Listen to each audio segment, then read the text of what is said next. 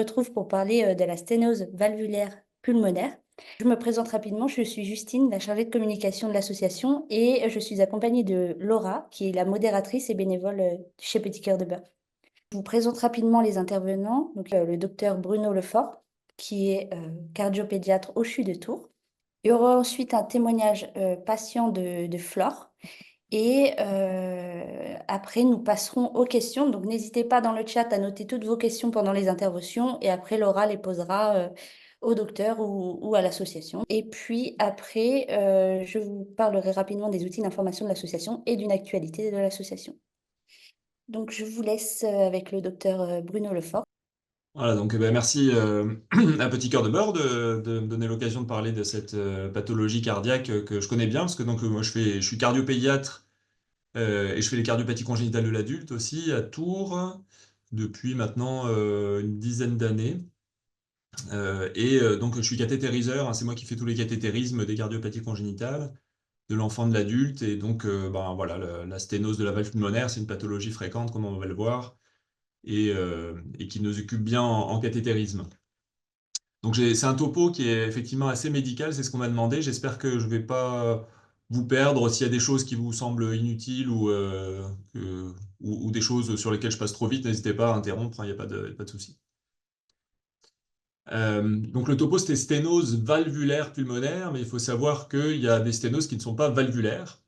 Alors c'est quoi la valve pulmonaire, hein? C'est cette porte de sortie du ventricule droit, donc qui est située entre le ventricule droit et le tronc de l'artère pulmonaire, et donc qui amène ce sang bleu non oxygéné vers les poumons.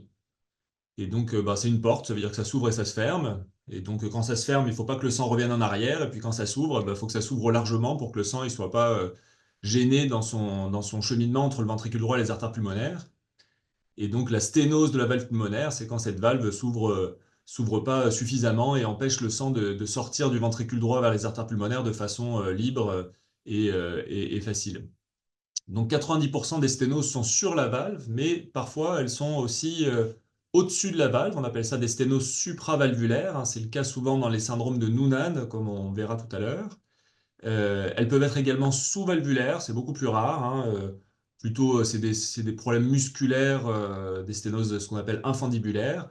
Et puis les sténoses peuvent être aussi au niveau des branches pulmonaires, c'est-à-dire sur chacune des artères qui amènent le sang à droite et à gauche, enfin dans les poumons droits et dans les poumons gauches. Euh, donc c'est très fréquent, hein, c'est 7% des cardiopathies congénitales. Quand c'est qu'une malformation cardiaque, c'est une personne sur 100, ça veut dire qu'il y a 7 enfants sur 1000 qui a une sténose de la valve pulmonaire, ce qui fait quand même un nombre important d'enfants.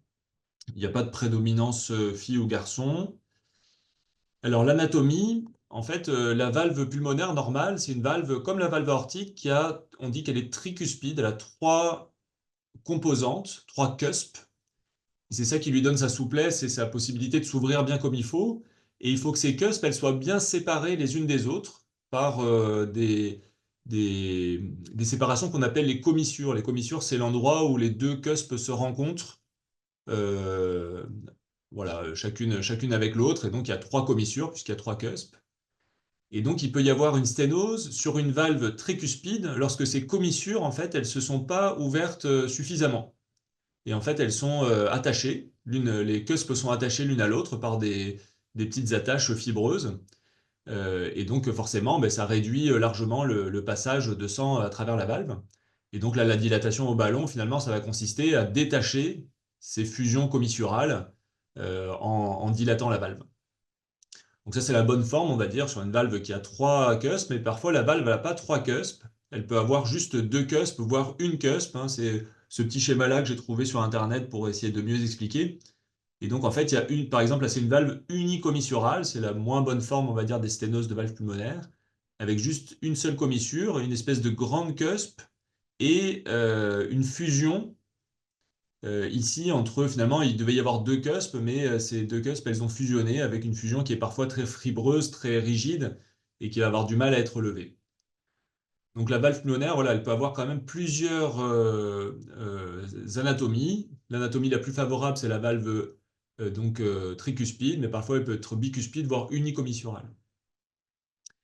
Euh, le tissu valvulaire, ben, il peut être mince et donc facile à réparer. Parfois, il est très fibreux, très épais, très rigide, et la réparation au ballonnet va pas forcément être très efficace parce que finalement, le ballon, ben, il n'arrive pas à ouvrir ce tissu qui est trop dense. Alors la physiopathologie, ben, qu'est-ce qui se passe? Bah, c'est de la tuyauterie, hein, comme souvent en cardiologie congénitale, c'est-à-dire qu'il y a une pression en amont de l'obstacle qui augmente. Et donc le ventricule droit, qui est la cavité sous cette valve, bah, il se trouve dans une situation où il y a trop de pression à l'intérieur. Quand il y a trop de pression et un obstacle, le ventricule droit il s'hypertrophie, il se muscle, hein, parce qu'on lui demande d'envoyer du sang à travers une valve qui est rétrécie, donc il faut qu'il soit plus musclé, et donc on va avoir les parois de ce ventricule qui vont devenir hypertrophiées. Et l'évolution sur du long terme, ça peut être finalement que le ventricule droit il finit par se fatiguer de devoir comme ça envoyer du sang à travers une valve très rétrécie. Et donc ce ventricule droit il peut finir par se dilater puis dysfonctionner et donner donc de l'insuffisance cardiaque droite qui se traduit essentiellement alors par de l'essoufflement, par des œdèmes. Dans certains cas, il peut y avoir un petit trou entre les oreillettes. Je remets le petit schéma. Voilà le schéma de petit cœur de beurre qui est très bien.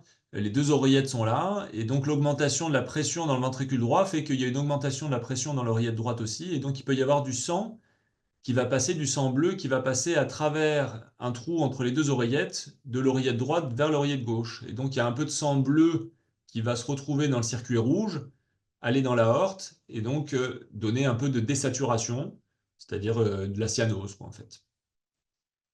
Et puis, comme à chaque fois que les cavités cardiaques se remodèlent, c'est-à-dire soit elles se dilatent, soit elles deviennent hypertrophiées, eh bien, il peut y avoir tout le circuit électrique qui est inclus dans ces cavités cardiaques qui est malmené, qui est étiré, et qui peut conduire à la survenue de troubles du rythme, que ce soit au niveau des oreillettes, donc on dit que c'est supraventriculaire, ou au niveau du ventricule ventriculaire. Alors la clinique de cette sténose, alors on va parler pour l'instant de la sténose valvulaire pulmonaire. La clinique, bah, parfois c'est une découverte chez un enfant qui est totalement asymptomatique, qui mange très bien, qui prend du poids correctement, qui n'est pas essoufflé, mais qui a un gros souffle cardiaque à l'auscultation, et c'est ça qui amène à faire le diagnostic. Euh, Parfois, donc, il peut y avoir un peu d'essoufflement quand même, quand les efforts sont plus importants et qu'il y a besoin d'avoir plus de débit cardiaque, et ben, le fait que la valve soit un peu rétrécie, ça empêche le sang de bien passer, et donc ça peut donner de l'essoufflement. Éventuellement des douleurs thoraciques, voire des syncopes, si vraiment le sang n'arrive plus à circuler suffisamment, ça peut donner des syncopes. Ça reste exceptionnel. Moi, je ne me rappelle pas, en tout cas, dans ma carrière de cardiopédiatre, avoir découvert une sténose de valve pulmonaire sur une syncope. Et donc, éventuellement aussi, il peut y avoir comme signe fonctionnel une cyanose chez les formes un peu évoluées avec un shunt droit-gauche par AFOP. Les signes physiques, donc c'est un souffle systolique, hein, qui a un souffle assez. Les médecins passent pas à côté parce que c'est un souffle qui est quand même très facile à entendre, qui est un souffle râpeux, rude, qu'on entend très facilement au foyer pulmonaire. Et puis donc dans les formes évoluées, il peut y avoir des signes d'insuffisance ventriculaire droite, mais ça reste quand même exceptionnel. Alors, un petit aparté sous l'approbation, j'espère, de la référente du syndrome de Noonan, mais c'est difficile de parler de sténose de valve pulmonaire sans parler du syndrome de Noonan parce que c'est la cardiopathie qui est très régulièrement associée.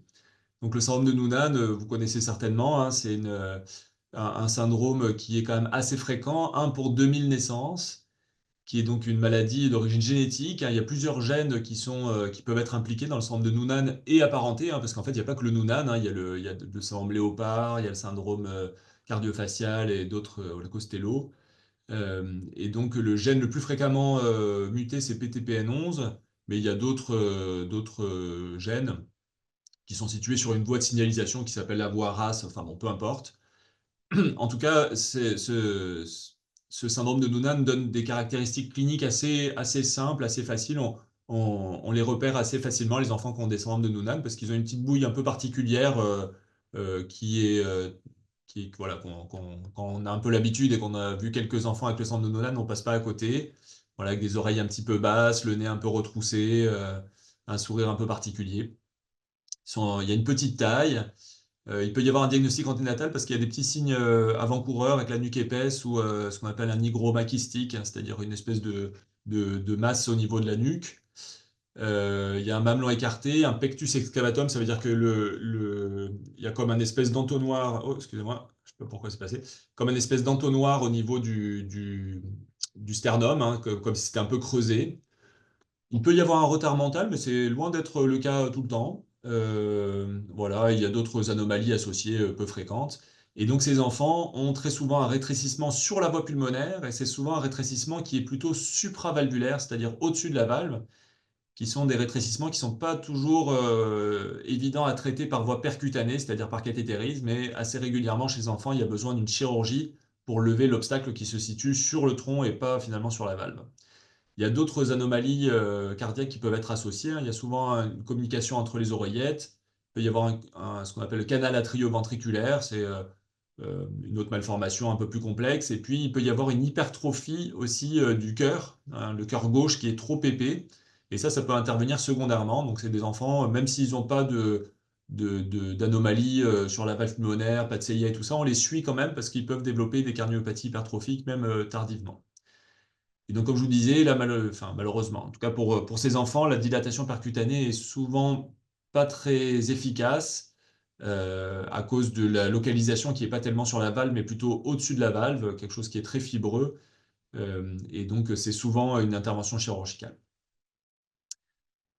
Voilà, donc on revient sur notre sténose valvulaire pulmonaire. Donc, le diagnostic, il se fait, il est suspecté à la clinique sur le souffle.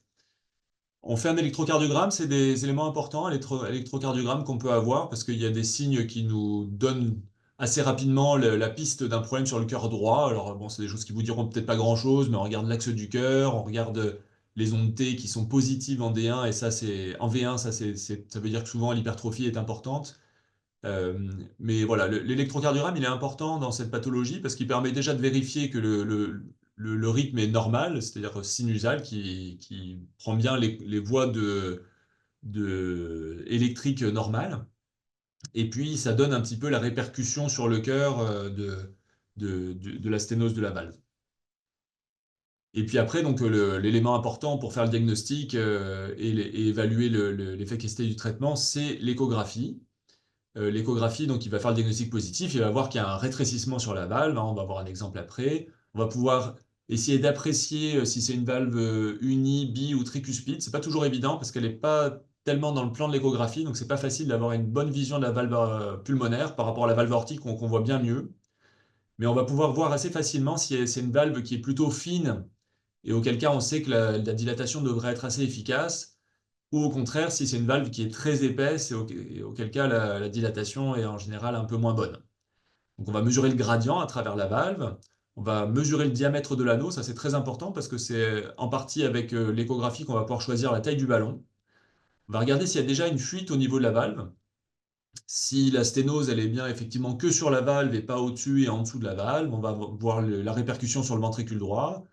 On peut voir s'il y a un canal artériel qui persiste, hein, chez les bébés notamment, avec des sténoses très serrées néonatales.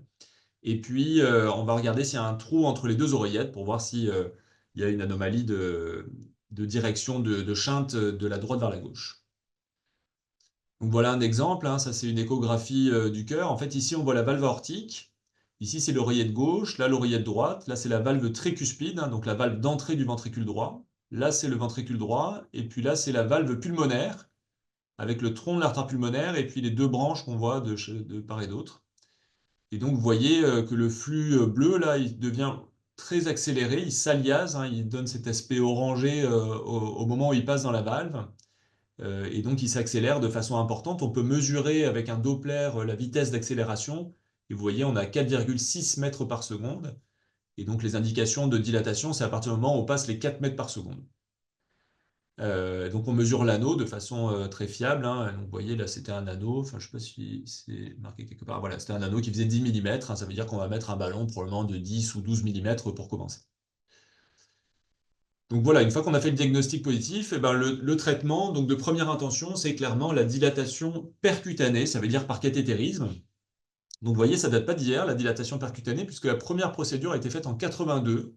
Voilà, ça a été publié dans le New England Journal of Medicine, qui est la référence du journal médical, hein. Et donc, depuis cette première procédure, bah, la technique a pas énormément évolué finalement, parce que c'est assez simple, hein. Il s'agit de monter un petit ballonnet jusqu'au niveau de la valve, qu'on va gonfler très fort dans la valve pour élargir le passage. Euh, donc les indications, elles sont bien définies. Classe 1, ça veut dire vraiment que l'indication n'a pas de doute, hein. C'est que s'il y a une sténose valvulaire pulmonaire critique, donc ça c'est la sténose du bébé, ça je vous en parlerai après, c'est-à-dire que c'est un bébé qui naît avec une sténose de la valve pulmonaire qui est très serrée et qui du coup est soit cyanosée, soit ductodépendant, c'est-à-dire qu'il a besoin du canal artériel pour que le sang aille dans les artères pulmonaires. En fait, il y a tellement peu de sang qui passe à travers la valve vers les artères pulmonaires qu'il faut le canal pour que les artères pulmonaires reçoivent du sang. Si le gradient pic à pic ou échographique est supérieur à 40 mm de mercure, s'il y a un rétrécissement pulmonaire valvulaire qui est cliniquement significatif, c'est-à-dire qu'il y a un patient qui est essoufflé et qu'on voit à l'échographie une dysfonction du ventricule droit. La classe 2, c'est raisonnable chez les patients qui ont des critères proches à une valve dysplasique. Et classe 3, c'est envisageable chez des enfants qui ont des cardiopathies associées de type tétralogie de Fallot et où on veut essayer d'attendre un peu avant de réparer complètement la tétralogie de Fallot et on va dilater la valve en espérant que le sang passe mieux vers les poumons. Voilà, donc le cathétérisme, ça se passe sous anesthésie générale, que ce soit le petit bébé, le nourrisson, l'enfant et même l'adulte. Là, j'ai eu quelques cas adultes dernièrement, notamment un patient de plus de 70 ans qui avait une sténose de la valve pulmonaire depuis l'enfance. Et en fait, il habitait en Algérie, il n'avait jamais été pris en charge, il était très essoufflé, le pauvre monsieur. Il a passé sa vie dans un bureau parce qu'il ne pouvait pas faire beaucoup d'efforts physiques. Et donc, à 70 ans, on n'a plus dilaté sa valve. Et alors, ça se fait aussi sous anesthésie générale, parce qu'en fait, le moment où on dilate la valve, qui parfois est un peu long, parce qu'il faut gonfler doucement le ballon, et puis progressivement, après, on va dilater la valve, bah, il n'y a plus du tout de sang qui circule dans l'organisme, et donc c'est quand même pas très bien supporté. Donc voilà, on fait ça sous anesthésie générale. La ponction, c'est les veines, hein, c'est la veine fémorale.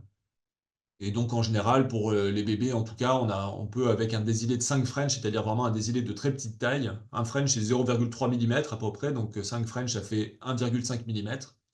Et donc, avec un petit trou de 1,5 mm dans la veine, on va pouvoir aller monter un ballonnet pour dilater la valve. On fait de l'héparine, ça c'est pour qu'il n'y ait pas de caillots qui se forment sur les guides et dans le cœur pendant l'intervention. On va faire des angiographies, c'est-à-dire on va injecter un produit de contraste, hein, vous allez voir les images après, hein, un produit de contraste dans le ventricule pour bien voir le ventricule et surtout la valve, localiser bien la sténose, mesurer la taille de l'anneau, et puis on mesure les pressions, bien sûr, avant de dilater, et puis après dilater pour vérifier que la dilatation a été efficace. Donc voilà un cas qu'on a fait récemment à Tours. Voilà, c'est un bébé, hein. Donc là, on injecte le produit de contraste. Donc là, la sonde qui arrive par la veine cave inférieure, donc veine fémorale, veine cave inférieure, oreillette droite, et puis on passe dans la valve tricuspide pour être dans le ventricule droit. Et donc toute cette cavité cardiaque que vous voyez là, c'est le ventricule droit. Et puis ici, on voit la valve pulmonaire, qu'on voit un petit peu en transparence, en blanc, hein, avec le G qui passe à travers. Je vais essayer d'arrêter pile poil dessus. Ah, ça va pas être évident, mais on voit qu'il y a un tout petit G qui passe à travers, là, qui s'accélère, parce que vraiment la sténose, le rétrécissement était très petit.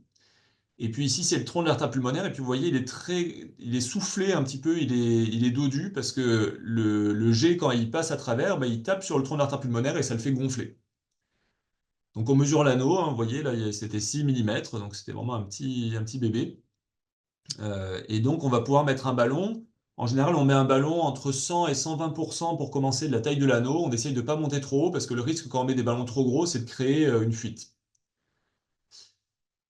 Donc voilà, c'est les ballons, il y en a tout un tas. Alors les ballons initialement qui ont été développés, c'est les ballons qu'on appelait les Taïchak. En fait, c'était deux médecins anglais qui avaient donné ce nom-là parce que c'était leur prénom, quoi. Je crois que c'était Shak, c'est Sheikh Qureshi et Tai, je je sais plus si c'est Tyrone, un truc comme ça. Enfin bon, en tout cas, ils ont donné ce nom-là. Et c'était des congénitalistes qui ont développé ce ballon vraiment exprès pour dilater les valves pulmonaires. Alors malheureusement, Numed, il a des gros soucis d'approvisionnement, ce qui fait qu'on n'a plus beaucoup de ballons taille chaque, donc on utilise d'autres ballons, mais peu importe. Voilà. En tout cas, ça se présente comme ça, hein, comme une espèce de grande sonde sur lequel est mis en place, enfin, et accolé un ballonnet qui est complètement dégonflé initialement pour permettre à la sonde de passer jusqu'au niveau de la valve. Et puis une fois qu'on est dans la valve, ben là, on va gonfler le ballon, et ce ballon, il va dilater la valve. Donc voilà, ça c'est le cas. Donc vous voyez, on a emmené un guide à la place de la sonde de tout à l'heure, on a emmené un guide qui est placé dans une artère pulmonaire. Et puis voilà, donc on amène le ballon et vous voyez, hop là, il va attraper la valve. On voit l'empreinte de la valve sur le ballon et puis on voit que cette empreinte cède au moment où le ballon est inflaté. Donc là, il est un peu trop haut. Alors on essaye de le mettre assez haut parce qu'il faut faire attention à ne pas se prendre dans la tricuspide, hein, parce que si on dilate la valve tricuspide, on peut l'abîmer. Donc il faut vraiment attraper la valve sur la partie, le premier tiers du ballon, quoi, pour pas attraper la tricuspide. Donc voilà, donc parfois c'est des fois très simple, et puis des fois il faut s'y reprendre à plusieurs fois, mais là vous voyez, hop, on attrape la valve et puis on dilate, et là on voit l'empreinte qui disparaît totalement, donc ça c'est quand même plutôt un bon signe, hein, quand l'empreinte se lève comme ça veut dire que très certainement on a réussi quand même à bien ouvrir, et le résultat devrait être plutôt bon. Et donc on enlève le ballon, on le redégonfle et puis on l'enlève. Et on va remesurer les pressions pour vérifier l'efficacité de la dilatation. S'il persiste encore beaucoup de gradients, soit une pression dans le ventricule droit qui est trop élevée, soit un gradient qui est encore trop important entre le ventricule droit et les artères pulmonaires, on peut éventuellement les dilater avec un ballon un peu plus gros. On peut aller jusqu'à 150% de l'anneau. Donc vous voyez, c'était un anneau de 6 mm, donc ça veut dire qu'on pouvait aller jusqu'à 9 mm de diamètre de ballon. Mais plus on met un gros ballon, plus le risque de créer une fuite est important, et ça peut quand même être embêtant pour le futur. Donc voilà, cet enfant qui a été dilaté, ça c'est son échographie post-dilatation, et vous voyez, on est passé, il reste encore 3 mètres par seconde, donc il reste encore un peu de gradient, mais beaucoup moins. Le ventricule droit, il va être moins gêné, et il y a zéro fuite, et ça c'est important, et je crois, enfin ça c'est ma conviction personnelle, mais qu'il vaut mieux garder un petit peu de rétrécissement et pas de fuite que vouloir absolument qu'il n'y ait plus aucun gradient, et le risque c'est qu'il y ait une grosse fuite et qu'il y ait besoin plus tard de devoir remettre une valve, ce qui est quand même pas tout à fait le même problème. Donc voilà, donc plutôt un bon résultat. Les complications sont quand même vraiment très rares, hein, sur ce type d'intervention. Vous voyez, alors c'est des données qui sont vraiment vieilles, hein, ça date d'il y a presque plus de 30 ans, quoi, en fait. Mais il n'y a pas beaucoup d'études récentes parce qu'en fait, ça se passe très bien. Il y a pas trop de problèmes sur ce type d'intervention. Vous voyez, la mortalité était quand même exceptionnelle, et les complications graves étaient exceptionnelles aussi. Il peut y avoir des perforations de ventricules ou de troncs de l'artère pulmonaire avec les guides et les sondes, mais ça c'est inhérent à toute intervention intracardiaque. Il peut y avoir des lésions tricuspides, hein, par le ballon ou le guide, donc il faut faire très attention. Des problèmes sur les voies d'abord, et puis ce qu'on appelle la réaction infundibulaire, c'est-à-dire que quand on dégonfle le ventricule droit qui était sous pression, bah, il y a comme une espèce de collapsus de ce ventricule qui est transitoire et qui peut nécessiter un traitement quelques semaines. Voilà, sur le long terme, l'évolution, elle est excellente, hein. Le pronostic est excellent, la vie est normale, sport normal, et on continue une surveillance tous les 1 à 2 ans en fonction du résultat, en tout cas pendant toute l'enfance, hein, jusqu'à ce que les enfants aient atteint une taille adulte. Et puis même à l'âge adulte, il faut continuer quand même à surveiller qu'il n'y ait pas de récidive au niveau du rétrécissement. Et donc voilà, toute intervention cardiaque de toute façon doit être suivie par une consultation avec un cardiologue congénitaliste toute la vie.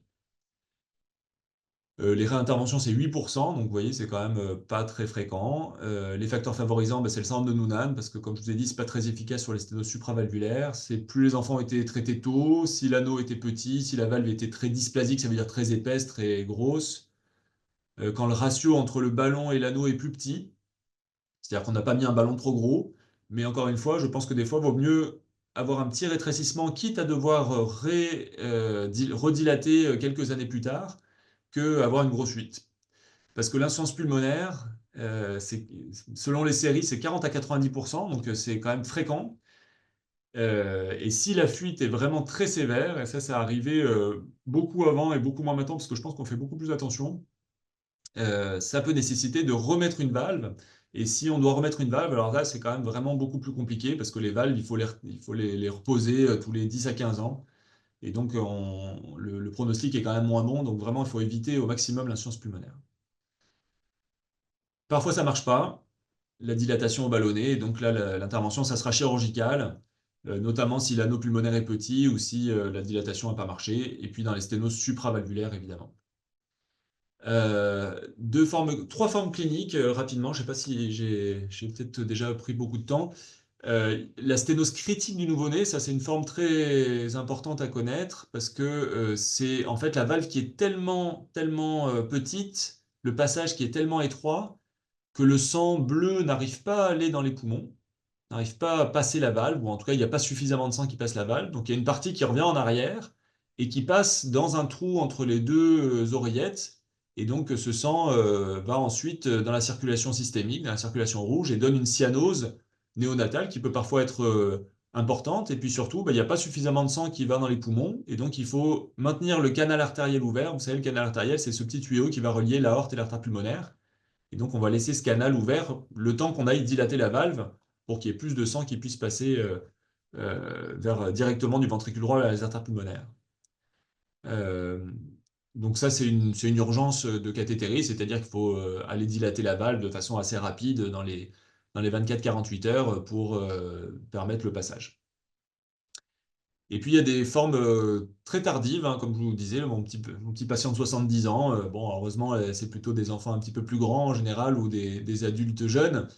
Euh, et donc là, les indications, c'est ce que je vous disais au début, hein, c'est si la vitesse maximale à travers la valve est supérieure à 4 mètres par seconde, ou si la pression dans le ventricule droit est supérieure à 80 mm de mercure. Et puis une dernière forme dont je voudrais vous parler, parce que c'est quand même intimement associé, c'est l'atrésie pulmonaire. Alors c'est une maladie un petit peu à part, mais qui est en fait dans le continuum de la sténose valvulaire. C'est-à-dire que la sténose valvulaire, elle peut être parfois tellement serrée que même il n'y a plus de passage du tout entre le ventricule droit et les artères pulmonaires. Il y a une valve, mais qui s'ouvre pas en fait, qui a pas de passage. Et donc là, c'est une forme beaucoup plus sévère en général parce que le ventricule droit, pendant la vie fœtale, bah, il s'est plus ou moins développé. Alors parfois, il s'est très bien développé. Et donc dans ce cas-là, il va falloir aller perforer et dilater la valve et les choses vont bien se passer. Mais parfois, le ventricule droit, il s'est un peu développé ou pas du tout développé, auquel cas on va être dans, dans une cardiopathie plus complexe qui va nécessiter des prises en charge plus compliquées. Mais ça reste un continuum entre l'atrésie pulmonaire et la sténose pulmonaire, donc c'est pour ça que c'est important d'en parler, hein. Vous voyez, la sténose valvulaire pulmonaire classique, la sténose valvulaire pulmonaire critique, on va dire la quasi-atrésie, et puis après l'atrésie pulmonaire avec un beau ventricule droit, ou avec un petit ventricule droit, ou avec pas du tout de ventricule droit. Donc c'est un diagnostic souvent anténatal, cette atrésie pulmonaire à septum intact. Et donc dès la naissance, c'est des enfants qui ont besoin d'avoir un canal artériel pour qu'il y ait du sang qui aille dans les poumons, puisque la valve pulmonaire elle est fermée. Et le traitement, ça va être d'aller, si le ventricule droit est suffisamment grand, ponctionner, perforer et dilater la valve. Donc là, vous voyez, c'est la même angiographie que tout à l'heure, mais j'ai un autre patient, un petit bébé, qui a un ventricule droit qui est quand même pas si mal. Vous voyez, il est assez grand, hein, il fait quasiment la même taille que tout à l'heure. Il manque cette petite partie-là. Je ne sais pas si vous avez en tête celui qu'on a vu juste avant, où il y a une espèce de partie un petit peu à angle droit ici du ventricule droit habituellement, et qu'on appelle la chambre intermédiaire et qui là est absente. Donc, on dit que c'est un ventricule droit bipartite. Et vous voyez, la valve pulmonaire, en fait, elle est là. Et il n'y a pas de passage. On voit bien qu'il y a une valve, mais le sang, il passe pas vers les artères pulmonaires. Et donc, il faut aller perforer cette valve. Alors, il y a plusieurs techniques, hein. Il y a une technique avec de l'électricité qui, en fait, va aller faire créer un trou dans le plancher valvulaire. Et donc, à Tours, on a développé une technique là, qu'on a publiée il y a quelques années qui consiste, en fait, avec des guides particuliers qui sont des guides qu'on appelle de CTO, donc des guides pour ouvrir des coronaires. Eh ben, on peut aller ouvrir la valve pulmonaire, hein. Vous voyez, c'est ce qu'on fait là. Donc, c'est un guide un peu rigide, un peu dur qui permet de créer le trou. Et puis, avec le guide, on peut monter un micro-cathéter et après changer le guide de sens pour mettre un guide du coup beaucoup plus souple. qui va passer dans le canal artériel. Et puis une fois qu'on a ce montage-là, qu'on a le guide dans le canal artériel, on va pouvoir aller monter les ballonnets les uns après les autres pour dilater progressivement la valve. Vous voyez, au début, on met un ballonnet de petite taille, puis après un ballonnet un petit peu plus gros. Normalement, on va voir l'empreinte de la valve. Ah voilà, hop, vous voyez, la valve, elle est là, donc on ouvre un petit peu plus la valve, et puis après, on met un gros ballonnet pour ouvrir complètement la valve. Voilà. Et là, il y a une grosse empreinte, et puis, clouc, avec le ballonnet, on arrive à ouvrir l'empreinte pour qu'il y ait du sang qui passe du ventricule droit à l'artère pulmonaire. Donc, c'est une intervention qui est beaucoup plus complexe, parce que là, il faut perforer la valve, et il faut la perforer au bon endroit. Donc, nous, on fait ça sous surveillance échographique et scopique, évidemment. Donc c'est beaucoup plus haut risque, hein. Ça doit être fait dans des centres experts avec de la chirurgie cardiaque parce qu'il y a des risques de perforation du ventricule droit ou de problèmes péropératoires, enfin percathétérisques qui nécessitent d'avoir la chirurgie sur place. Voilà, je passe rapidement sur l'atrésie pulmonaire. Donc en conclusion, sur ce rétrécissement de la valve pulmonaire, eh bien, il faut retenir que c'est une pathologie fréquente, pardon, mais qui a un pronostic qui est très bon avec la grande majorité des cas, une seule dilatation par voie percutanée. Ça se fait avec une hospitalisation de 2 jours, quoi, une nuit à l'hôpital. Donc c'est quand même vraiment une cardiopathie, on va dire, plutôt simple à réparer. Et une fois que la dilatation a été faite, si elle a été très efficace, la vie est totalement normale, avec la possibilité voilà, d'avoir une scolarité normale, de faire du sport de façon parfaitement normale, avec compétition, de pouvoir mener des grossesses après par la suite. Il faut bien sûr quand même surveiller régulièrement par échographie. Et il y a quelques formes plus sévères, hein, donc les formes supravalvulaires, notamment dans le syndrome de Noonan, les formes critiques néonatales qui peuvent nécessiter d'être repris, les atrésies pulmonaires, comme je vous en ai parlé, et puis le risque qu'il y ait une fuite pulmonaire importante qui apparaisse après la dilatation. Et donc là, la prise en charge est plus complexe, avec des risques de réintervention, soit par recathétérisme, soit par chirurgie, et donc des patients qui sont un petit peu plus embêtés dans leur vie. Voilà, j'en ai fini. Merci beaucoup pour cette intervention. N'hésitez pas à noter vos questions, on y reviendra juste après le témoignage patient de Flore. Bonjour à tous, je m'appelle Flore, j'ai 33 ans. J'ai été diagnostiquée le lendemain de ma naissance d'une sténose valvulaire pulmonaire. Pour mon histoire, la grossesse et l'accouchement se sont très bien passés. C'est uniquement le lendemain que mes parents me trouvaient un peu bleue. Ils l'ont signalé à l'équipe médicale et c'est là que les médecins m'ont découvert cette pathologie. Du coup, à 4 jours, j'ai eu une dilatation de la valve pulmonaire que j'ai très bien supportée, apparemment.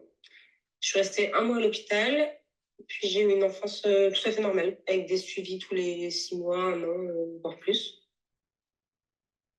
Ensuite, à 14 ans, j'ai bénéficié d'une fermeture de la CIA par cathéter. Et ça n'a eu aucun impact sur ma vie de tous les jours. C'était plutôt de la prévention, je pense. Par contre, à 20 ans, j'étais souvent très fatiguée. Je pouvais même plus marcher 500 mètres sans être épuisée. Et en fait, la minime fuite pulmonaire que j'avais depuis toujours, elle s'est amplifiée très rapidement, sans explication, d'ailleurs. Suite à ça, les médecins m'ont dit que j'allais avoir une homogreffe de la valve pulmonaire. Je me souviens qu'ils avaient hésité avec une valve de cochon, mais le diamètre de la fuite était trop important, donc ça a été une homogreffe. Du coup, ils m'ont inscrit sur la liste nationale d'attente de greffe et j'ai été appelée seulement 2 mois après. Avec du recul, je me dis que j'ai vraiment eu beaucoup de chance. L'opération s'est bien passée. Je me suis réveillée en réanimation le jour de mes 21 ans. Un des plus beaux cadeaux de ma vie, je réalise maintenant. Bref, tout s'est bien passé et je suis restée seulement 10-15 jours hospitalisée. Ensuite, j'ai été en hôpital 2 jours dans un centre de rééducation. Mais étant donné que j'étais dans le groupe des moins de 70 ans, les journées étaient un peu longues et pas très gaies, je vous avoue. J'ai tenu 1 ou 2 semaines, pas plus. Mais ça n'a pas eu tellement de conséquences au final. Le seul point négatif que je retiens de cette opération, quand même, c'est que j'ai eu pendant plusieurs mois des douleurs au niveau de la sternotomie. Mais bon, quand ça va mieux, on oublie tout très vite. Après, alors niveau sport, J'ai jamais été une grande sportive, mais le professeur Godard m'avait dit en rigolant que je pouvais faire l'armée si je souhaitais. Du coup, j'ai eu aucune restriction là-dessus. J'ai toujours une vie normale. Je profite vraiment. Mis à part ces 2 années, en 2011 et 2012, où j'étais fatiguée, mais sinon, j'ai une vie classique comme tout le monde. Je tenais à faire une petite parenthèse pour les filles femmes sur la maternité. Aujourd'hui, j'ai 2 filles qui ont 4 et 2 ans en pleine forme. J'ai un suivi cardio pour le bébé et pour moi pendant la grossesse. Et c'était 2, 3 échos en plus de celle de grossesse classique, donc rien de vraiment contraignant. Et un contrôle après à la naissance et à leurs 3 ans, il me semble. Et pour moi, après, c'est un contrôle tous les ans, voire 2 ans d'ailleurs. Le greffon, il bouge pas. Ça va faire 13 ans que je me suis fait opérer. Et apparemment, c'est comme si j'avais été opérée hier. Donc j'espère que ça durera pour toujours ou que la médecine évoluera pour éviter les opérations à cœur ouvert. Pour tous d'ailleurs. Et le plus important pour moi, c'est de garder espoir et de faire confiance.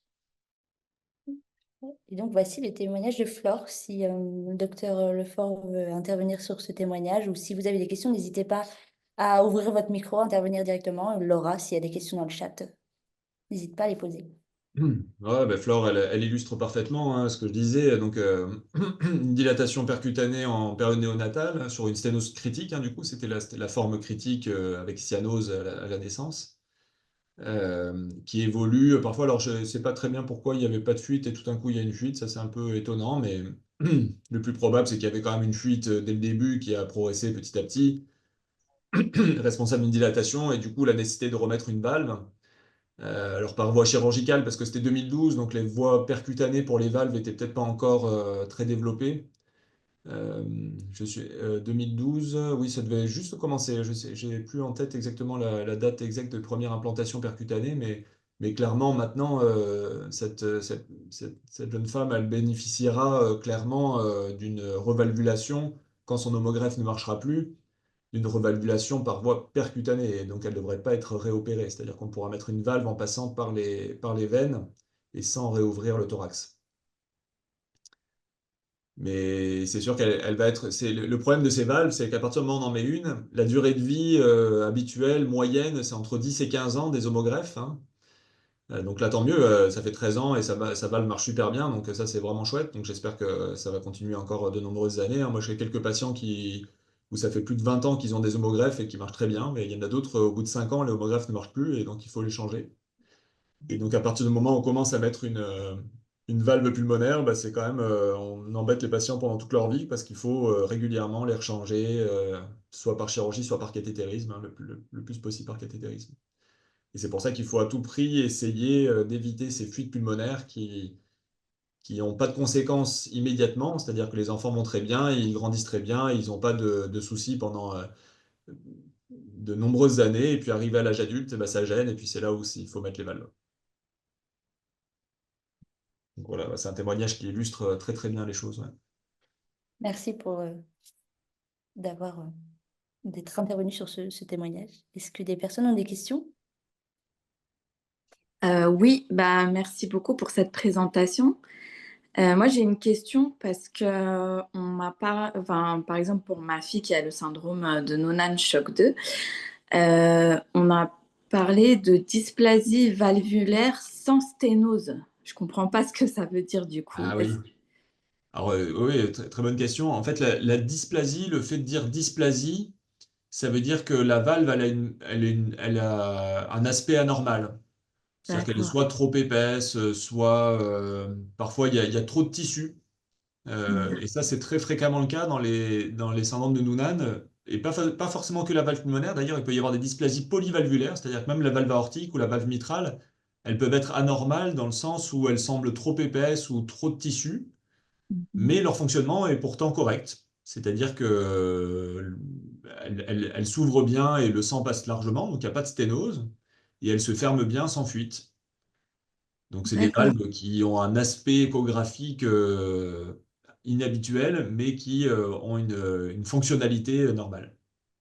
Et ça peut avoir quand même une conséquence sur le souffle parce que là, maintenant qu'elle a 17 ans, Ouais, Ils lui ont trouvé une insuffisance chronotrope aux épreuves d'effort et d'accord. elle s'essouffle assez rapidement. Ouais. Ce qui compte vraiment, c'est plus que l'anatomie de la valve, c'est la fonctionnalité de la valve. C'est-à-dire, est-ce qu'il y a du gradient sur la valve? C'est-à-dire, est-ce qu'il y a un rétrécissement ou est-ce qu'il y a une fuite sur la Mhm. valve? C'est sûr que s'il y a un peu de gradient ou un peu de fuite, ça peut petit à petit donner de l'essoufflement ou voilà, des difficultés à l'effort.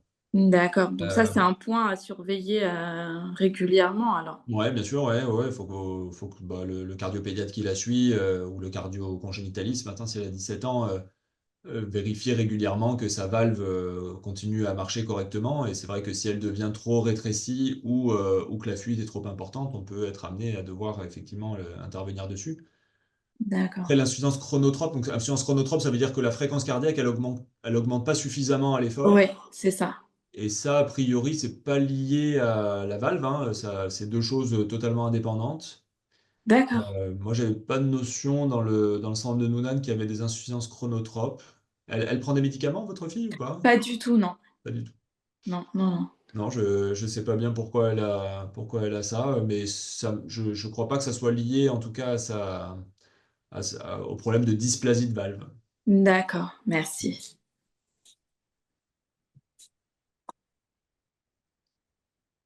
Je n'ai pas de questions dans le chat. En revanche, moi j'en ai une, si je peux me permettre. Oui, bien sûr. Est-ce que les stents sont utilisés aussi dans la sténose pulmonaire ou simplement les ballons? Les stents, c'est ça que vous avez dit? Oui. Alors, oui, oui, tout à fait, ça peut être une solution. Moi, ça m'est arrivé plusieurs fois sur des sténoses très serrées sur lesquelles on n'arrivait pas à dilater. En fait, en mettant un ballonnet, ça ne dilatait pas la valve. On peut être amené un peu en recours, quoi, en secours. C'est pas l'intervention la meilleure, mais ça permet quand même de se laisser du temps, de mettre un stent sur toute la voie pulmonaire, c'est-à-dire sur la valve, mais aussi sur le tronc s'il est un peu rétréci. Et donc, ça permet de dilater toute cette partie-là et lever la sténose. Par contre, bien évidemment, on inclut la valve dans le stent, ce qui veut dire que la valve, elle est tassée sur les côtés, quoi. En fait, elle est prise dans le stent et donc ça crée une grosse fuite. Euh, et donc, ça peut être une solution parfois de secours s'il y a par exemple une contre-indication chirurgicale pour se laisser du temps, attendre que l'enfant grandisse et soit opéré un petit peu plus tard par le chirurgien qui pourra enlever le stent et traiter en mettant éventuellement une nouvelle valve à ce moment-là. D'accord, Euh, merci.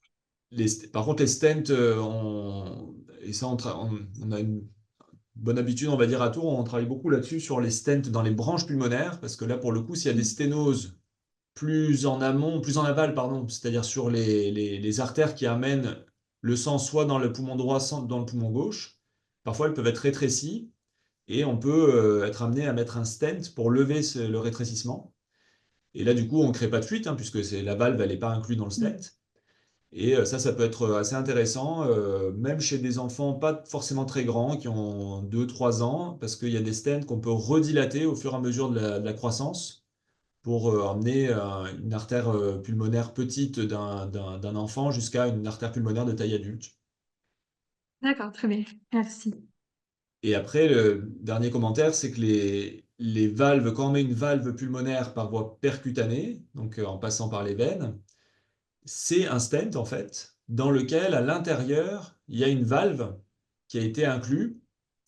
Et donc, quand on va déployer le stent, on va non seulement élargir la voie pulmonaire pour qu'il n'y ait plus de rétrécissement, mais en plus, à l'intérieur, bah, il y a la valve qui va se déployer et qui va du coup créer éviter la fuite. Voilà, sauf que pour mettre ces valves, il faut que les voies soient suffisamment larges, hein, puisque vous savez, on met des valves entre 20 et 29 mm maintenant. Enfin, même, il y a même maintenant les valves Vénus qui permettent d'aller sur des voies beaucoup plus larges. Mais les valves qu'on met, la plus petite, elle fait 20 mm. Et donc, il faut avoir une voie pulmonaire qui est de taille au moins 20 mm, c'est-à-dire en fait des grands enfants, voire des adultes, pour pouvoir mettre ce type de procédé. Moi, j'avais deux questions de la part d'un papa qui n'a pas pu être présent. Son fils, à 4 ans, souffre souvent de maux de jambes. surtout après une journée active. Est-ce que c'est lié à une circulation moins efficace ou classique chez un enfant en croissance? Ah, c'est pas facile de répondre parce qu'il il manque beaucoup d'éléments. Il a une Oui, sténose de la valve pulmonaire? oui, il a une sténose de la valve pulmonaire, mais je n'ai pas plus d'informations sur les particularités. Ouais, Peut-être ça va être difficile difficile de de répondre. répondre. C'est D'accord. pas un signe clinique habituel de sténose de valve pulmonaire. Mais vous savez, les enfants à 4 ans, ils ont souvent du mal un petit peu à pouvoir décrire de façon exacte ce qu'ils ressentent. Et donc parfois ils disent qu'ils ont mal dans les jambes parce que bah, ils se sentent essoufflés, quoi, tout simplement. Et ils sentent qu'ils ont du mal à pouvoir courir autant que les autres. Et puis donc je sais pas où il est suivi, mais s'il a une sténose qui commence à être quand même assez conséquente et qui commence à y avoir des plaintes fonctionnelles comme ça, avec un enfant qui a du mal à faire du sport comme les autres, méfiance et peut-être qu'effectivement il va falloir aller à la dilatation percutanée. Mais bon, là, Oui, on manque beaucoup d'éléments pour pouvoir et avoir une réponse tout à fait honnête et précise il me cite juste que sa saturation est de 100. à 100%. 200, oui, il Ouais, me dit. 100%. Bon, ça veut dire qu'il sature bien, ça c'est plutôt une bonne chose. D'accord. Mais bon, là, il faudra avoir le dossier complet pour pouvoir donner une réponse précise à ce papa, ouais. Merci beaucoup. Mais enfin, ça soulève quand même la question qui est l'interrogatoire, enfin les signes fonctionnels des enfants, on va dire jusqu'à 8 9 ans, c'est pas toujours évident hein, parce qu'ils ont du mal à pouvoir bien exprimer. Que ce soit pour l'essoufflement, que ce soit pour les douleurs thoraciques, les palpitations, c'est pas facile de pouvoir donner des mots précis là-dessus pour ces enfants. Et donc, voilà, quand il commence à y avoir des symptômes, en tout cas, et que les enfants décrivent qu'ils peuvent pas faire comme les autres, méfiance. J'ai encore une question, excusez-moi. Non, pas de souci.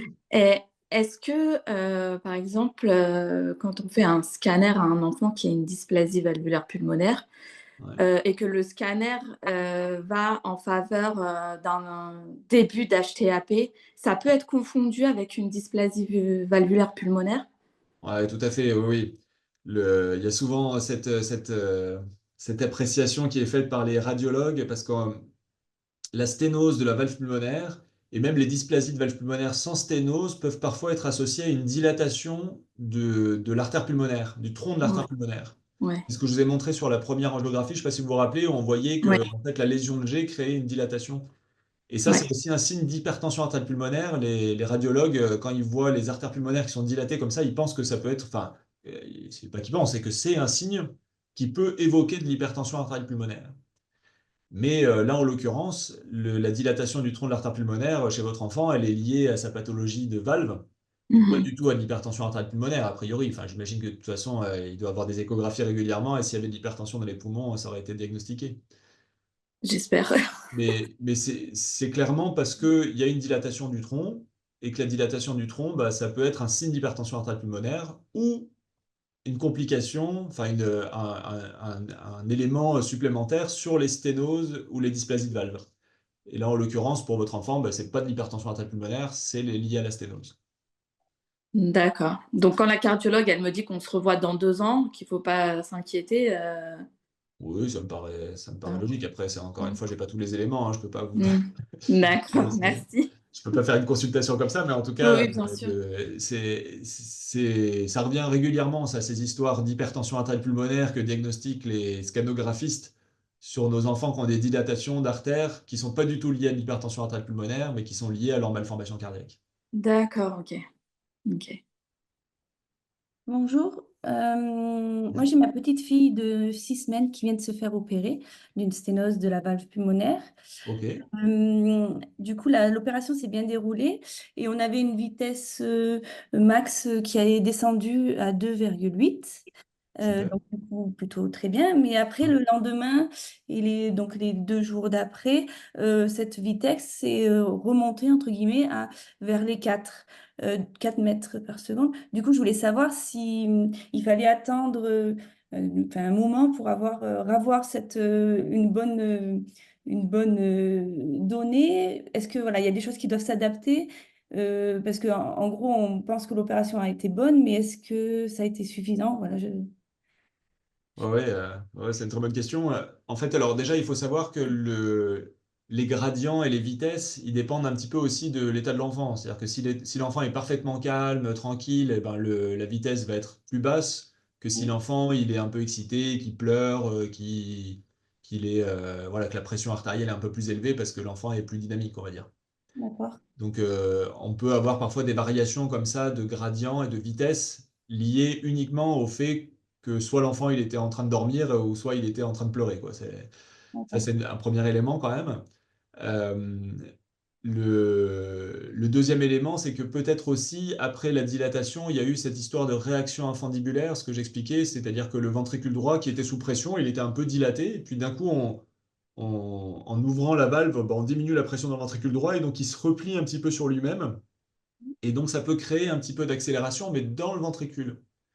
Et ça, cette accélération, elle est présente les quelques jours ou quelques semaines après la dilatation et elle finit par disparaître. Donc il y a peut-être un petit peu d'adaptation à attendre sur un moyen terme, on va dire.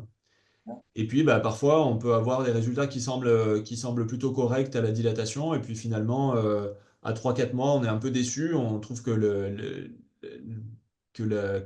gradient et que la vitesse reste un petit peu élevée. Et on peut être amené effectivement à redilater.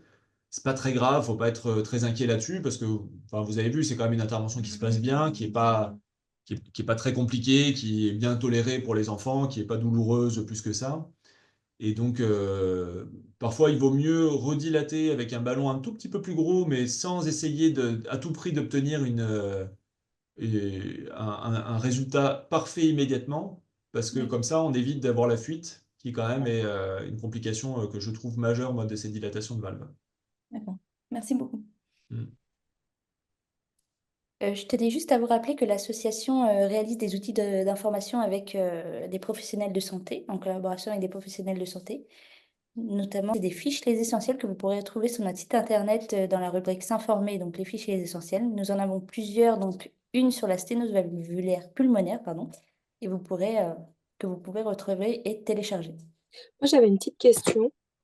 Ouais. Moi, je suis la maman de Maël Imbert, qui est suivie par le docteur Soulet. Ouais. Et je ne sais pas si ça vous parle. J'ai plus en tête, mais dites-moi. Il a mince, comment dire? Il a une double ah, je vais pas le dire. Ah, Double discordance? oui, voilà, complexe. Il a les ventricules inversés. D'accord, oui. Ah oui, ça c'est un peu plus compliqué que la sténose Voilà, il a pulmonaire, l'acide qui oui, peut tout à pas fait. fermer. Il n'avait pas l'artère pulmonaire. Et alors d'aujourd'hui, on ne sait pas du coup si on va mettre, comme vous expliquez, ça va être un ballonné à l'intérieur, si ça va être refait le schéma. Et moi, c'est ma question, c'est parce qu'on nous a parlé de ballonner à un moment donné pour stopper le grossissement de la tête par rapport à son intervention. C'est là que et je voulais savoir où ça se plaçait, tout ça. Ah ouais, alors là, Enfin, je faut que voyais tu avec le envoies avec le docteur docteur Soulet Soulet. le dossier, parce que je pense que Ouais, c'est non, un mais peu compliqué. oui, c'est J'ai compliqué, pas Maëlle. compris, en fait, on vous a parlé de valves pour stopper le grossissement de Non, la tête? on nous a parlé d'un ballonnet parce qu'en fait, Maëlle, sa tête grossissait très très vite. Ah oui, Et mais parce qu'il a une dérivation cavo-pulmonaire, peut-être. oui, il y a eu ça Ah aussi. voilà. Donc C'est très... effectivement, alors la dérivation cavo-pulmonaire, si elle est un peu rétrécie en arrivant sur les artères pulmonaires, ça peut faire une dilatation, enfin un œdème au niveau du visage. Et donc ça peut être une indication à aller dilater, mais je sais pas, faut que Faut faut voir le dossier de aussi, Maëlle. j'en parlerai au docteur Soulet dès la semaine prochaine du coup pour avoir en Puis tête. nous, on la voit dans 15 jours, donc c'est vrai qu'on va reparler un peu de tout ce qu'on a vu là, et puis on va reparler avec elle de tout ça. D'accord. Bon, on fera le point à ce moment-là parce que je pense que ça, c'est C'est libre pour moi. compliqué, Et mais puis surtout, c'est très j'ai compliqué. pas les éléments pour vous répondre. Oui. S'il a une double discordance, c'est quand même un peu différent. Double discordance, c'est donc petit ventricule droit, c'est ça, hein? Non, il a les ventricules inversés. Ah, les ventricules inversés. Oui, c'est ça, oui. Ah ouais, Oui, double discordance, ouais. c'est ça. Bon, on verra le dossier tranquillement avec Le le point docteur avec Soulet, lui. oui. C'est gentil, merci. Bonjour. Moi, du coup, je voulais juste te poser une petite question aussi. Alors, j'ai un enfant de 5 ans qui a une sténose, mais pas valvulaire, juste une sténose pulmonaire suite à un VDDI type tétralogie de Fallot. Donc, il a été opéré à 4 mois et il reste cette sténose pulmonaire, mais qui n'est pas valvulaire. Alors, justement, Ouais. je ne savais pas qu'il pouvait y avoir valvulaire ou pas valvulaire. Et je voulais juste savoir, en fait, cette sténose, bon, a priori, il est suivi tous les ans, mais pour quand son cœur va grandir, plutôt à l'adolescence, je sais qu'on nous a un petit peu donné rendez-vous à ce moment-là. C'est une opération qui aurait lieu plutôt par cathétérisme ou ça, on ne sait pas, on ne peut pas savoir un petit peu. Ouais, difficile à dire, ça dépend vraiment où se situe l'obstacle et l'importance de l'obstacle. Ouais, Si c'est plutôt dans le ventricule, c'est-à-dire la partie qui est sous la valve qu'on appelle l'infundibulum, qui est une partie musculaire, là le cathé est pas très efficace, hein, même pas ouais, efficace du tout. Et là, le traitement, c'est d'ouvrir cette partie-là par chirurgie et mettre un patch d'élargissement. d'accord, Si la sténose, elle est par contre sur l'anneau et qu'elle n'est pas trop importante ou sur le tronc, là, on peut, par voie percutanée, effectivement, essayer de dilater par des ballonnets, voire par des stents, quitte d'accord. à mettre après une valve percutanée. Euh, mais ça dépend, oui, c'est ça, ça dépend de deux choses. En fait, ça dépend de la localisation, Ouais. si c'est sous la valve ou au-dessus de la valve, et ça dépend de l'importance du rétrécissement. Ouais. Là, j'ai pas l'information parce que j'ai jamais réussi à avoir vraiment à comprendre entre guillemets là ce problème de sténose. Mais ok, ben, Ce qui est merci. certain, c'est que tant qu'il va bien, c'est vrai que c'est bien d'attendre le plus longtemps possible parce que plus il sera grand et plus il peut y avoir une solution, si ce n'est définitive, voire en tout Ouais. cas qui permettra d'attendre encore le plus longtemps possible avant d'être réopéré. Donc, Oui, oui, pour l'instant, c'est très stable et ouais. ça reste Il a 7 ans, c'est ça votre enfant? 5. 5, ouais, ouais, donc non, non, faut vraiment Ouais, il essayer y a de encore laisser du du temps. temps. Si lui, il se plaint de rien et qu'à l'échographie, les choses montrent pas qu'il n'y ait pas de problème, faut clairement attendre le plus longtemps possible. Ok. Bonjour. En fait, je suis Gaëlle Dionisio, maman d'un petit garçon, enfin d'un jeune homme, d'un adolescent qui a une tétralogie de Fallot. Donc, pour répondre à Rebecca, Oui, lui, donc, il avait sa sténose pulmonaire quand il était petit, opéré à 4 mois et demi. Voilà, tout allait bien. Bon, les pressions ont augmenté au niveau des poumons. Donc, il a eu un cathétérisme interventionnel avec des ballonnets, donc à l'âge de 8 ans. Ça n'a pas eu une grande efficacité. Et là, aujourd'hui, il a 15 ans et il devrait être opéré. Bon, après, chaque cas est particulier, est différent. En fait, donc là, il a 15 ans et il va être opéré normalement dans 3 semaines pour un changement de valve pulmonaire. Voilà, ok. ils vont changer la valve, voilà, parce que là, les pressions dans les poumons sont extrêmement élevées au repos. Du coup, bah voilà. Bon, après, ça dépend, je crois, enfin, de chaque Oui, oui, cas, oui, hein. tout à fait, oui, Et oui. voilà. Par intervention, là, c'est une ouverture. Voilà, ça va être une chirurgie cardiaque. Parce qu'en plus, il faut qu'il nettoie au niveau. Enfin bref, est vraiment pas beau. Et donc, en fait, voilà, il y a en plus du changement de valve, ils vont nettoyer à côté parce qu'il y avait un patch, enfin, avec une fenêtre à orthopulmonaire. Du coup, voilà, si ça peut vous donner une petite réponse. Ok, ouais, ouais, mais on m'a dit des grandes lignes maintenant. Faut attendre de voir comment le cœur grandit. C'est ça, c'est ça. Et pour répondre aussi là pour le papa qui se plaignait que son enfant avait des problèmes au niveau des jambes. Alors nous, pendant des années, il hurlait la nuit, il avait des douleurs de jambes terribles. Et bon, on n'a jamais su non plus trop ce que c'était, mais pendant des années, enfin oui, je sais pas, vers 3, 4, 5, 6, 7 ans, des douleurs terribles qu'il réveillait la nuit, il hurlait. Alors, on est allé voir un orthopédiste, rien. Enfin, bref, je sais pas, le cardiologue disait rien non plus. Enfin, bref, ça a été un gros mystère, mais ça se rejoint quand même avec ce que le papa disait et les questions qui se posaient. Voilà. Hmm. C'est Ouais, juste pour merci, faire. ouais, très intéressant. Voilà. Après, comme vous dites, hein, chaque cas est un peu unique et c'est difficile de de pouvoir transposer ce qui se passe chez un enfant pour un autre enfant. Mais en fait, ce qu'il faut savoir, c'est qu'il y a toujours une solution sur ces voies droites, hein. Toujours une solution, que ça soit chirurgicale ou par voie percutanée. On essaye toujours d'aller au mieux supporté par les enfants. C'est-à-dire que si on peut arriver à réparer de façon correcte en passant par les veines, bah, c'est sûr que c'est mieux. Mais Mhm. si on ne peut pas, les chirurgiens ont vraiment tous les éléments qu'il faut pour pouvoir traiter tous ces obstacles de façon tout à fait correcte, hein. C'est ça. Et quand le ventricule droit a beaucoup travaillé, par exemple, quand il y a eu trop de, enfin voilà, une sténose pulmonaire importante, le ventricule droit, enfin normalement, après redevient, enfin, c'est donc se rétablit, guérit entre guillemets. Je sais Tout pas à comment fait. dire Mais là, vous ça. soulevez un point qui est très intéressant et qui est très important, c'est qu'effectivement, il faut trouver le bon équilibre entre pas trop tôt, pas trop tard. Oui. C'est-à-dire qu'il faut pas attendre trop longtemps que le ventricule droit se désadapte et soit trop fatigué, et auquel cas, même si on lève complètement l'obstacle, qu'on remet une valve, et voilà, ben, parfois on a des ventricules qui restent, qui récupèrent jamais complètement Mhm. quand on a trop attendu. Et puis il faut pas le faire trop tôt non plus, parce que ben, une fois qu'on a mis la valve, c'est un peu le début du compte à rebours, et on sait qu'il faudra la rechanger et tout ça. Donc D'accord. c'est pour ça que les surveillances échographiques très régulières, 1 à 2 fois par an, sur les valves qui commencent à devenir un petit peu abîmées et qu'il faut rechanger, ben, elles sont importantes, parce que si on commence à voir que le ventricule droit, soit il se dilate, soit il se contracte un petit peu moyen et tout ça, ça veut dire qu'il faut peut-être pas attendre trop longtemps encore. D'accord. Ou s'il y a des Merci. symptômes, et c'est là où c'est votre, enfin, l'enfant bien sûr, et puis les parents sont vraiment importants dans la prise de décision. C'est est-ce que les symptômes euh, se majorent, quoi, en clair, hein. Et s'il commence à y avoir des symptômes qui apparaissent progressivement, voilà. On Et peut là, c'est aussi de la faire, et ça je fatigue. pense que peut-être votre enfant a régulièrement, mais c'est ce qu'on appelle des épreuves d'effort avec VO2. Oui, Et ça, oui, je le fais. ouais, c'est des éléments importants, parce que si on voit que la VO2 baisse petit à petit, c'est que bah, le cœur il commence à fatiguer et qu'il faut peut-être intervenir plus tôt, quoi. Nous, dans notre cas, enfin, ça baisse pas, mais c'est les tests d'effort sont bons, mais c'est juste le gradient qui est très élevé, donc du coup, Ouais, Au repos, il a 85 millimètres de mercure. ouais, ouais, Ça commence à faire un peu beaucoup, quoi. tout à fait. Ouais, ouais. Voilà. Et puis de la fatigue à l'effort physique, en fait, qui arrive plus rapidement qu'auparavant. Mm. Voilà. Merci.